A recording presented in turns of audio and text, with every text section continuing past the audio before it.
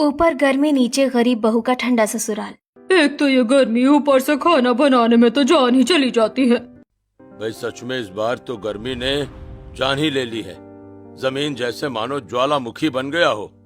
पूरा परिवार एक साथ बैठकर कड़क धूप में टीन के छत वाले घर के नीचे जमीन पर बैठकर खाना खा रहा था कि तभी वैसे मैं बताना भूल गई थी, कमला काकी है ना, उन्होंने रिश्ता भेजा है 2 लड़कियों का। सोच रही थी अपने दोनों बेटों की शादी करवा दूं।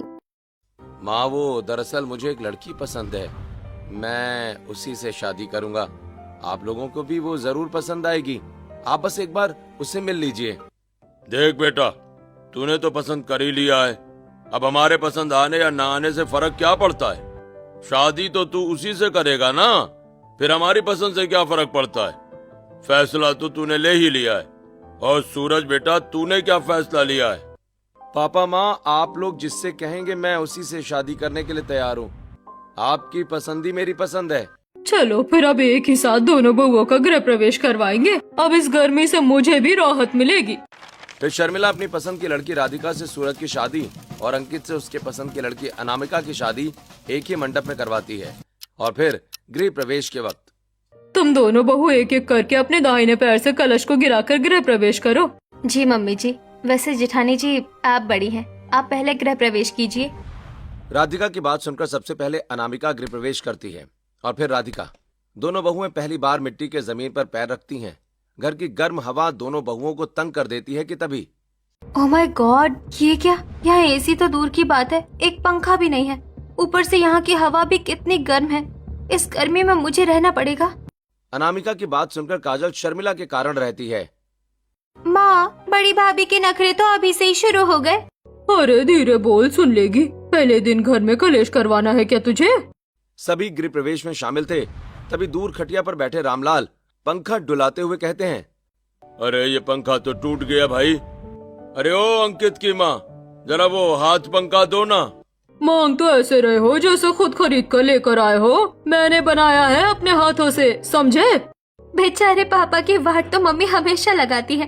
काजल की बात सुनकर सभी हंस पड़ते हैं और इस तरह दोनों बहुओं का गृह प्रवेश होता है। और फिर अगली सुबह, बहू आज तुम दोनों की पहली रसोई है। देखो ज्यादा कुछ बनाने की जरूरत नहीं है, हल्का सा नाश्ते में कुछ बना दो। ठीक है मम्मी जी, आप मुझे ये बता दीजिए कि चूल्हे पर खाना बनाने के लिए लकड़ियाँ कहाँ रखी है? क्या मतलब हमें चूल्हे पर खाना बनाना होगा? भाभी, अब प्यार करके जब शादी की है तो जिम्मेदारियाँ भी तो निभानी पड़ेंगी। भैया ने बताया नहीं था क्या? हे भगवान, शादी करके कहाँ फंस गई। अब यहाँ पर एडजस्ट करना पड़ेगा। अच्छा ये सब छोड़ो, तुम दोनों अपनी पहली रसोई की तैयारी करो। शर्मिला की बातें सुनकर दोनों बहुएं चूल्हे पर खाना बनाना शुरू करती हैं। और जैसे तैसे गर्मी में चूल्हा जलाकर अनामिका खीर तो वहीं राधिका आलू पराठा बनाकर खिलाती है। फाइनली इतने दिनों बाद इतना टेस्टी खाना खाने को मिला है, वरना गरीबी की वजह से तो हर रोज सूखी दाल रोटी खाना पड़ता है। हाँ बेटा, ये बात तो है, खाना टेस्टी भी बना है और इतने दिनों बाद खाकर सुकून भी मिल गया। मम्मी, अच्छा लगा तो और लीजिए ना। हाँ हाँ बहू, ले रहे हैं, तुम लोग भी अपने लिए रख लो। ना जाने फिर दोपहर का खाना बनते बनते कितनी देर लग जाए। वैसे तुम दोनों ने इतनी मेहनत की, लेकिन पहली रसोई पर तुम्हें देने के लिए हमारे पास सिर्फ आशीर्वाद ही है। कोई बात नहीं मम्मी जी, हमारे लिए आपका आशीर्वाद ही सब कुछ है। और फिर तोहफे आशीर्वाद से बड़े थोड़ी ना होते हैं। हाँ हाँ बिल्कुल मम्मी जी। इस तरह दोनों बहुओं की पहली रसोई की रस्म भी पूरी होती है और फिर दोनों बहुएं घर की जिम्मेदारियां संभालने लगती हैं। ओह माय गॉड, कितनी गर्मी है, ऊपर से चूल्हे पर खाना बनाना पड़ता है। मेरे मायके में तो एसी लगा है, एसी। जेठानी जी, मैं जानती हूँ कि आपका मायका अच्छा है, लेकिन फिर भी ये हमारा ससुराल है और हमें यहाँ की जिम्मेदारियाँ संभालनी चाहिए।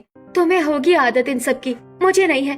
और क्या कहा तुमने? ससुराल अपना घर होता है तो क्या मायका पराया होता है? मेरा बस चले तो मैं अपने मायके में ही रहूं और कभी लौट कर यहाँ आऊं ही ना। इस तरह अनामिका अपनी देवरानी राधिका को ताने मारती है और वहाँ से चली जाती है। फिर अगले दिन, उफ, क्या मुसीबत है, यहाँ का पानी तक उबल रहा है। ठंडा पानी नहीं है क्या? बहू मटके का पानी पी ले, थोड़ी राहत मिलेगी तुझे, क्योंकि जो है सो यही है। और फिर शादी के बाद ससुराल ही अपना असली घर होता है। आप लोगों ने क्या सोच रखा है? मुझे नहीं रहना है। ना पंखा है, ना एसी है, ना फ्रिज है। घर है या जेल? यहाँ तो फैसिलिटी के नाम पर कुछ भी नहीं है। जेठानी जी, कुछ नहीं है तो क्या हो गया? हम दोनों बहुएं मिलकर अपने इस घर में ससुराल को ठंडा बना देंगे। क्या तुम कोई इंजीनियर हो? जो इस घर को ठंडा बनाओगी और फैसिलिटी ऐड करोगी, और वैसे भी इन सब के लिए भी पैसे लगते हैं, पैसे। अनामिका सभी को ताने मारकर गुस्से में इरिटेट और गर्मी से परेशान होकर मुंह बनाकर बैठ जाती है। इसी तरह दिन बीतते हैं और एक तरफ राधिका पूरे घर की जिम्मेदारियां संभाल रही थी, तो वहीं अनामिका जैसे तैसे घर में एडजस्ट करने की कोशिश कर रही थी। फिर एक दिन, क्या हुआ, कहाँ जा रहे हो तुम? शादी की वजह से ऑलरेडी मेरे काम में बहुत लॉस हो गया है। अब मुझे शहर जाकर दोबारा से कंटिन्यू करना पड़ेगा, वरना बॉस भी ऑफिस से निकाल देंगे। मतलब तुम शहर जा रहे हो, वो भी मुझे छोड़कर?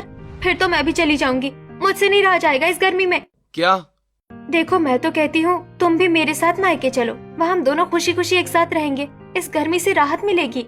देखो, तुम जैसा सही समझो, लेकिन मैं अपने परिवार वालों को इस तरह से घर छोड़कर जाने की बात नहीं कह सकता। तुम नहीं कह सकते तो क्या हुआ, मैं तो कह सकती हूँ। देखो अब मैं क्या करती हूँ। इतना कहकर अनामिका तुरंत गुस्से में सभी के पास आती है और चिल्ला कर कहती है, मैं यहाँ और नहीं रह सकती। इतनी गर्मी में न ढंग का पानी और न ही खाने को ढंग का खाना, ऐसे तो मैं बीमार हो जाऊंगी। मुझे मेरे मायके जाना है। बहू ये क्या कह रही है? भला इस तरह घर छोड़कर कौन जाता है? तो इस तरह टूटा फूटा गर्मी से भरा घर भी किसका होता है? घर से ज्यादा सुकून तो बाहर मिलता है, कम से कम उमस तो नहीं होती। अरे लेकिन रहने दो शर्मिला, अगर बहू जाना चाहती है तो जबरदस्ती करके बहू को मत रोको। रामलाल की बात सुनकर पूरा घर शांत हो जाता है। कुछ ही देर में अंकित शहर के लिए, तो वहीं अनामिका अपना सामान पैक करके मायके चली जाती है और सभी लोग मायूस हो जाते हैं। मैंने सोचा था छोटे घर में ही सही, लेकिन जॉइंट फैमिली में शादी होगी। गरीब घर है तो क्या हुआ, सभी का साथ होगा, सब मिलकर घर में खुशियाँ लेंगे। लेकिन यहाँ पर तो उल्टा हो रहा है, इस तरह से तो घर टूट जाएगा। सभी को घर के अलग अलग कोने में उदास देखकर राधिका काजल के पास आती है। भाभी, इस तरह उदास होने से सब कुछ ठीक नहीं हो जाएगा, आप परेशान मत होइए। हम दोनों मिलकर इस घर को ठंडा बनाएंगे। क्या आप मेरा साथ देंगी? हाँ भाभी, क्यों नहीं। काजल की बात सुनकर राधिका को थोड़ी संतुष्टि मिलती है और फिर अगले दिन घर के सारे काम उसी तरह वापस शुरू हो जाते हैं। अरे ये क्या, लकड़ियाँ खत्म हो गई है और अभी खाना भी बनाना है। अब मम्मी जी से कैसे कहूँ? तभी वहाँ काजल आती है। क्या हुआ भाभी, आप परेशान क्यों हैं? देखिए ननन जी, मैंने खाना बनाना शुरू किया और लकड़ियाँ खत्म हो गई है। अब मम्मी जी से कैसे कहूँ? अरे बस इतनी सी बात, चलिए पास वाले जंगल से जाकर लकड़ियाँ ले आते हैं। चलिए भाभी। फिर काजल राधिका के साथ लकड़ी लेने कड़ी धूप में ही निकल पड़ती है। कुछ दूर चलने के बाद, भाभी अभी इतनी गर्मी लग रही है, लकड़ी लेकर आते वक्त न जाने क्या होगा। सच में इस बार की गर्मी तो जान लेकर ही मानेगी, शरीर के रोए तक जल जाएंगे। दोनों आपस में बातें कर रही थी कि तभी कुछ दूर पर तबेले में आराम कर रही बकरियों पर नजर पड़ती है। वो देखिए भाभी, हमसे ज्यादा खुश तो वो बकरियां हैं। कम से कम उन्हें गर्मी तो नहीं लग रही। सच में कम से कम उन्हें बिजली के बिल देने की तो चिंता नहीं है। काश हम भी बकरियां ही होते। राधिका की बात सुनते ही काजल और राधिका दोनों हंस पड़ते हैं और बातें करते हुए जंगल पहुंचते हैं। फिर लकड़ियां तोड़ते वक्त राधिका और साथ ही काजल थककर जमीन पर बैठ जाती हैं। यहाँ पर कितनी ताजी और ठंडी हवा चल रही है। सच में यहाँ की मिट्टी में भी कितना ताजापन है। काश हमारे घर की मिट्टी भी ऐसी होती। क्यों ना हम यहाँ की मिट्टी को घर में लगा दें। अरे वाह भाभी, आप तो साइंटिस्ट निकली। ठीक है, हम कल ही मिट्टी लेने आएंगे। काजल और राधिका आपस में बातें करती हैं और फिर पसीने से लथपथ लकड़ियां लेकर घर पहुंचती हैं। क्या हुआ बहू, कहाँ गई थी बिना बताए तुम दोनों? मम्मी जी बस ये लकड़ियाँ लेने गए थे। अभी तुम्हारे पापा जी पानी लेकर आ रहे हैं, रुककर पानी पी लेना, थोड़ी राहत मिलेगी। शर्मिला ऐसा कहती है कि तभी वहाँ रामलाल एक बाल्टी पानी लाकर थक कर बैठ जाता है। अरे भाई, कोई एक गिलास पानी दे दो इस बूढ़े को। हाँ? अरे अगर ये बूढ़ा अपनी जवानी में थोड़ा काम कर लेता तो आज ये नौबत ना देखनी पड़ती। बेचारे पापा बोलते कम सुनते ज्यादा है। तुम दोनों ज्यादा हंसो मत।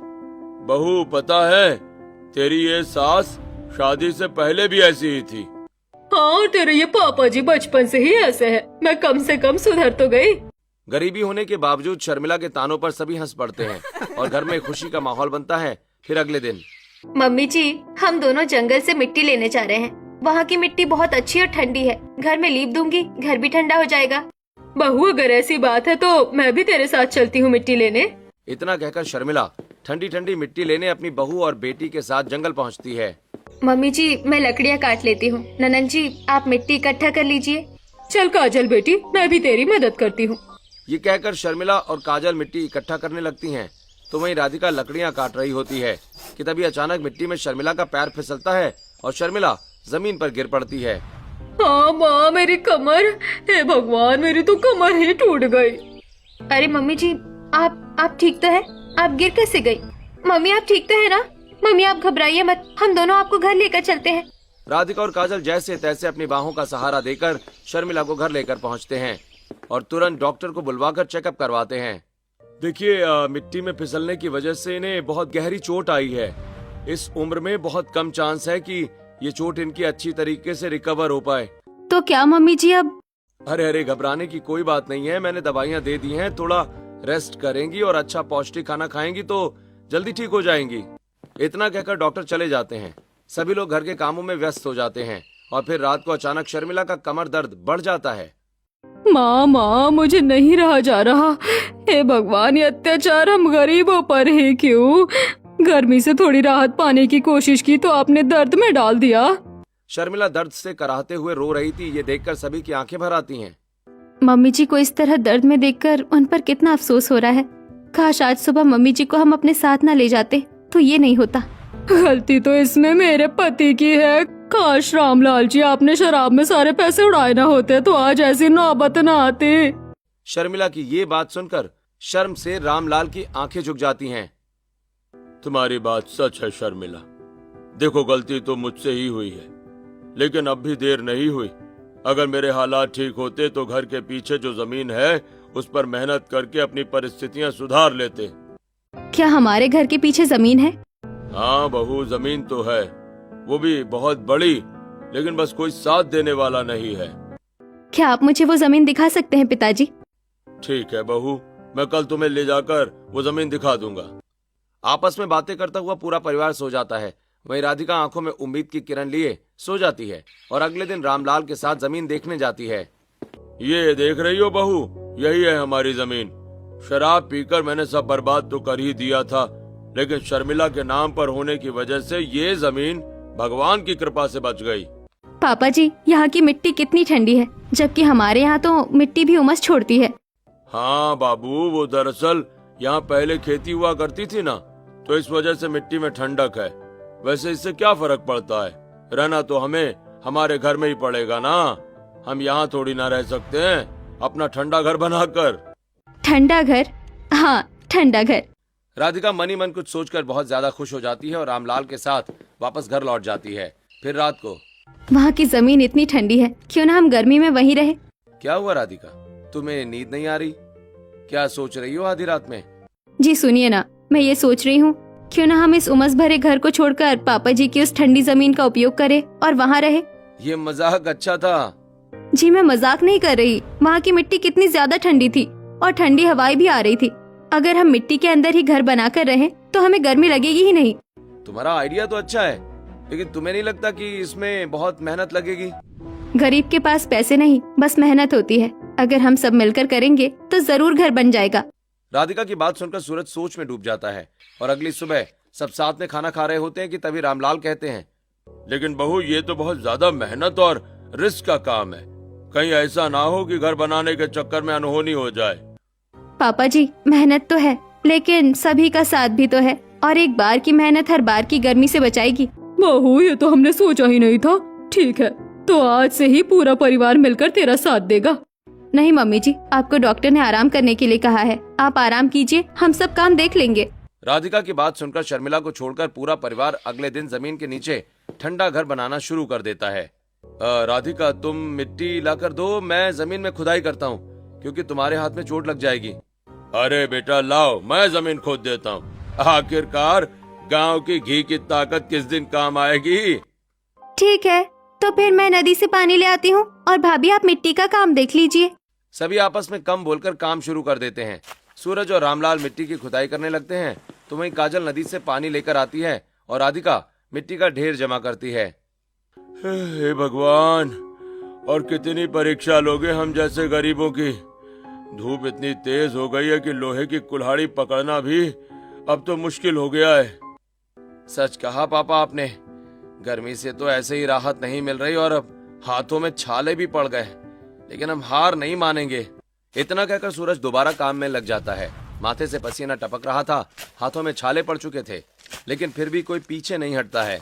भाभी बहुत गर्मी लग रही है, इस धूप में तो खड़े रहने की वजह से बहुत गर्मी लग रही है। और पानी लाना है, कितने में काम हो जाएगा? मिट्टी के नीचे ठंडा घर बनाना है, पानी तो बहुत लगेगा, इसके लिए कोई जुगाड़ करना पड़ेगा। इतना कहकर राधिका कुछ सोचने लगती है। दिन बीतते हैं और पूरा परिवार अपनी मेहनत जारी रखता है। फिर एक दिन, ननन जी, अब पानी लाने का काम आसान हो जाएगा। वो कैसे भाभी? मैंने बांस में पाइप जोड़कर नदी का पानी यहाँ तक लाने का बंदोबस्त कर लिया है। अरे वाह भाभी, आप तो जुगाड़ू निकली। ननन जी, गरीबी सब सिखा देती है। अच्छा चलिए, धूप होने से पहले जमीन की खुदाई का काम कर लेते हैं, फिर आज से दीवार बनाने का काम शुरू करेंगे। इतना कहकर राधिका सभी के साथ मिलकर ये गहरा बड़ा गड्ढा खोदती है और पानी डालकर दीवार का शेप तैयार करती है। धूप में पूरा परिवार अलग अलग तरह से मदद करता है और शर्मिला आराम करती है। इसी तरह 10 से 15 दिनों के अंदर सारी जमीन के नीचे ठंडा घर बनाकर तैयार करते हैं। बहू, आज मैं बहुत खुश हूँ, तेरी वजह से हमने मिट्टी के अंदर अपना घर बनाकर तैयार कर लिया है। हाँ पापा, ये तो अच्छी बात है, लेकिन हम यहाँ रहेंगे कैसे? न हवा, न पानी, न बैठने और सोने के लिए भी कुछ नहीं है। अरे हाँ, हमने तो ये सोचा ही नहीं था। मतलब अब हमारी मेहनत बेकार हुई? नहीं, मैं किसी की भी मेहनत बर्बाद नहीं होने दूंगी। नंजी, आप भूल गई क्या? जंगल में जाकर हम मिट्टी लाते थे, वहाँ बहुत सारी लकड़ियाँ और बांस है, उनसे हम सोफा फर्नीचर सब बना सकते हैं, यहाँ तक कि बिस्तर भी। भाभी, आपको इतना सब कुछ आता है? ननन जी, हर चीज सीखनी जरूरी नहीं है, थोड़ा दिमाग और कोशिश से भी चीजें बनकर तैयार हो सकती है। राधिका की बात सुनकर सभी के अंदर एक अलग सा उत्साह आ जाता है। सभी जंगल की लकड़ियाँ बड़े पैमाने पर सिर पर रखकर लाने लगते हैं कि तभी, अब क्या इस गर्मी में भी लकड़ी जलाकर आग सेकनी है तुम सबको, जो इतनी लकड़ियाँ लेकर जा रहे हो जंगल से? काकी, दरअसल हम सब मिलकर लकड़ी और बांस का फर्नीचर बनाने वाले हैं, जो हम हमारे मिट्टी के घर के अंदर रखेंगे। क्या कहा? मिट्टी का घर और ये लकड़ी का फर्नीचर तुम लोग बनाओगे? भूलो मत, कोई मिस्त्री नहीं हो तुम लोग, एक गरीब घर की बहू बेटी हो। हमें पता है, लेकिन कोशिश करने वालों की हार नहीं होती। बेटी, सपना देखना अच्छी बात है, लेकिन औकात के बाहर नहीं। वो कहते हैं ना, जितनी चादर हो उतने ही पैर फैलाओ। तभी सभी राधिका और काजल की बातें सुनकर हंसने लगते हैं और उनका मजाक बनाते हैं, लेकिन वो दोनों बिना किसी को जवाब दिए वापस अपने मिट्टी के घर में आकर काम शुरू कर देती हैं। धीरे धीरे सोफा, पलंग, डाइनिंग टेबल बनकर तैयार होने लगता है। वहीं दूसरी तरफ, ननन जी, आप मत ही बोलिए तो ज्यादा बेहतर है। ससुराल कैसे संभालना है ये ज्ञान आपके मुंह से अच्छा नहीं लगता। भाभी, जब देखो तब आप मुझे ताना मारती रहती हैं। आखिरकार मैंने गलत ही क्या कहा? आप मेरे से इस तरह बात कैसे कर सकती हैं? यह आपका ससुराल है, आपको तमीज से रहना चाहिए। देखो देखो, ससुराल में तमीज से रहने की सलाह भी कौन दे रहा है, जिसकी खुद के ससुराल का कोई आता पता नहीं, अपने मायके में शादी के बाद भी भैया भाभी पर बोझ बनकर बैठी है। सेजल के ताने सुनकर अनामिका गुस्से में अपने कमरे में चली जाती है और एसी ऑन करके बैठ जाती है। जब से शादी के बाद ससुराल छोड़कर मायके आई हूँ, तब से भाभी दिन रात बस मुझे ताने मारती रहती हैं। काश मैं ससुराल छोड़ने की गलती ना करती। अनामिका की भाभी हमेशा अनामिका को ताने मारती, भला बुरा कहती, जिसकी वजह से धीरे धीरे अनामिका को अपने ससुराल और पति की कमी महसूस होने लगती है। वहीं दूसरी तरफ सभी मिलकर चेयर, सोफा, डाइनिंग टेबल और चौकी बनाकर तैयार करते हैं। देख बहू, तेरी वजह से आज हमने बांस से डाइनिंग टेबल तक बनाकर तैयार कर लिया। हाँ, और आज इन सबको हम अपने घर के अंदर ले जाकर रखेंगे। वैसे राधिका, तुम इतनी देर से गड्ढा क्यों खोद रही हो? क्यों ना हम गड्ढे के अंदर पानी डालकर छोटा सा गरीबों वाला स्विमिंग पूल बनाकर तैयार करें, इससे घर में और भी ज्यादा ठंडक आएगी। वाह भाभी, आप तो पूरी की पूरी इंजीनियर ही निकली। स्विमिंग पूल, डाइनिंग टेबल और पता नहीं क्या क्या। सभी बहुत ज्यादा खुश हो जाते हैं और एक बड़ा सा गड्ढा खोदकर छोटा सा स्विमिंग पूल भी तैयार करते हैं। और पहली बार जब शर्मिला अपने जमीन के अंदर बने घर के अंदर आती है। क्या सच में? आज से हम लोग यहाँ रहेंगे? यहाँ पर तो बिल्कुल भी गर्मी नहीं लग रही है। हाँ शर्मिला, हाँ, ऊपर चाहे ज्वालामुखी क्यों ना फूट जाए, पर जमीन के नीचे हमारे ठंडे घर में कोई असर नहीं पड़ेगा। जरूर मैंने अगले जन्म में कोई पुण्य किया होगा, तभी मुझे राधिका जैसी बहू मिली है। बहू, अगर तू ना होती तो ये सब ना होता। नहीं मम्मी जी, ऐसी बात नहीं है, ये सब कुछ आपके साथ और विश्वास की वजह से हुआ है। वैसे चलिए मम्मी जी, मैं आपको पूरा घर दिखाती हूँ। इतना कहकर राधिका शर्मिला को पूरा घर दिखाने लगती है। घर के अंदर अलग अलग कमरे, हॉल, डाइनिंग टेबल, लकड़ी का बना हुआ चेयर, सोफा, अलग अलग फर्नीचर, यहाँ तक कि एक छोटा सा स्विमिंग पूल भी। ये सब देखकर शर्मिला हैरान रह जाती है और खुशी से रो पड़ती है। बहू, सच में अगर आज तू ना होती तो हमारी ये गर्मी की समस्या कभी दूर ना हो पाती। जिसे आस पड़ोस के लोग गरीब कह रहे थे, असलियत में तो वही रहने के लिए हीरा है। आज तेरी वजह से हमारे पास सब कुछ है। मम्मी जी, आप ऐसी बातें कहकर मुझे रुलाएंगी क्या? आखिरकार आप जैसी सास भी कहाँ हर बहू को मिलती है। अगर सास का आशीर्वाद और साथ हो तो बहू बेटी बन जाती है और सास माँ। इतना कहते ही राधिका भी रो पड़ती है और दोनों सास बहू एक दूसरे को गले लगा लेती हैं। तभी घर के बाकी सदस्य भी वहाँ आ जाते हैं। बस कीजिए मम्मी और भाभी, अब सबको रुलाएंगी क्या? अब हमारे पास सब कुछ है, उसके बावजूद आंखों में ये आंसू शोभा नहीं देते। हाँ, आज से हमें गर्मी का सामना नहीं करना पड़ेगा और खुशी खुशी हम अपनी जिंदगी बिताएंगे।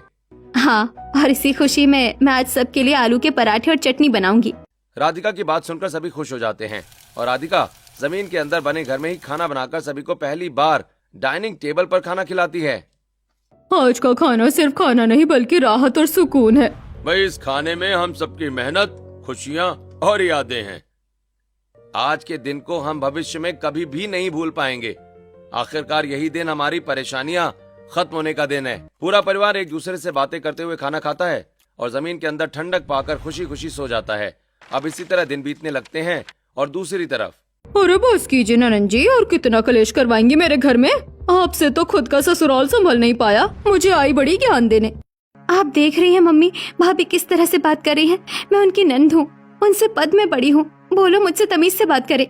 हाँ, तो तेरी भाभी गलत ही क्या कह रही है। अपना ससुराल छोड़कर आ गई है हमारा सुकून छीनने। भला शादी के बाद भी कोई अपने मायके में बसा रहता है क्या? तेरी वजह से पूरे समाज में हमारी थू थू हो रही है। सुमित्रा की बातें सुनते ही अनामिका का गुस्सा शांत हो जाता है और अनामिका रोते हुए अपने कमरे में आ जाती है। जिस घर में मैं बचपन से पली बढ़ी, आज वही घर के लोग मुझे बोझ समझने लगे हैं। अब मेरा घर ही मेरा नहीं रहा और ससुराल तो मैंने छोड़ ही दिया है। अब मैं कहाँ जाऊँ, क्या करूँ? क्या एक बार मम्मी जी को फोन कर लूँ? अनामिका जिस घर में बचपन से थी, आज वही उसे काटने को दौड़ रहा था। उसके अपने ही उसे बोझ समझने लगे थे और ये सब देख अनामिका रोते हुए अपनी सास को फोन करती है। मम्मी जी, मुझे माफ कर दीजिए। मुझे मेरा घर नहीं छोड़ना चाहिए था। अब मुझे समझ में आ गया है कि शादी के बाद लड़की का ससुराल ही उसका असली घर होता है। अरे पगली, तू रो क्यों रही है? भला कोई अपना घर कभी छोड़ता है? जब भी तेरा मन करे तो अपने ससुराल वापस आ सकती है। हमें तेरा बेसब्री से इंतजार रहेगा। इतना कहकर शर्मिला फोन रख देती है और अनामिका खुद से ही शर्मिंदा हो उठती है। जिस घर को मैं ठुकरा कर आई थी, जिस सास को मैं बुरा भला कहकर आई थी, आज उसी सास ने मुझसे एक सवाल तक नहीं किया और वापस बुला लिया। सच में मैं कितनी गलत थी। मैं कल ही अपने ससुराल वापस जाऊंगी और उनसे माफी मांगूंगी। अपने ससुराल वापस जाने का फैसला लेकर अनामिका अगले ही दिन अपना सामान उठाती है और वापस अपने ससुराल पहुंचती है। जमीन के अंदर इतना सुंदर घर किसने बनाया, ऊपर से इतनी सारी फैसिलिटी के साथ? मेरी छोटी बहू ने बनाया है अपने दिमाग और मेहनत से। हाँ, मेरी छोटी भाभी है ही जुगाड़ू और समझदार। सभी की बातें सुनकर अनामिका को अपनी गलती का एहसास होता है और जाकर अपनी देवरानी से माफी मांगती है। देवरानी जी, आप सब मुझे माफ कर दीजिए। जिस बुरी परिस्थिति में मुझे सबका साथ देना चाहिए था, मैं वहाँ अपने मायके भाग गई। जिस घर को मैंने गरीब कहा, वो तो बस अंधेरे का शिकार था। जेठानी जी, रिश्ते पैसों से नहीं बल्कि साथ और विश्वास से बनते हैं। और वैसे भी आप मुझसे बड़ी हैं, आपको माफी मांगने की कोई जरूरत नहीं है। राधिका की बात सुनकर अनामिका राधिका को गले लगाकर रो पड़ती है और पूरा परिवार एक साथ जमीन के नीचे बने ठंडे घर में रहने लगता है। पानी में पैर डालकर बैठने में कितना मजा आ रहा है ना? हाँ, और डाइनिंग टेबल पर बैठकर खाना खाने में भी। काश अंकित का काम शहर में ना होता ना, तो आज वो भी हम सबके साथ होता। वैसे जमीन पर बैठकर मेरी कमर दुख गई थी, सोफे पर बैठने पर तो सुकून मिल रहा है। सभी फैसिलिटीज का मजा उठा रहे थे कि तभी रामलाल पंखा डुलाते हुए कहते हैं, अरे ओ शर्मिला, जरा हाथ पंखा देना तो। निकम्मे कहीं के, इतनी फैसिलिटी मिल गई लेकिन अभी भी नखरे कम नहीं हुए। शर्मिला के कहते ही पूरा परिवार हंस पड़ता है और खुशियां लौट आती हैं। ऊपर चाहे जितनी गर्मी हो, लेकिन नीचे ठंडे घर में सब एक साथ खुश रहते हैं।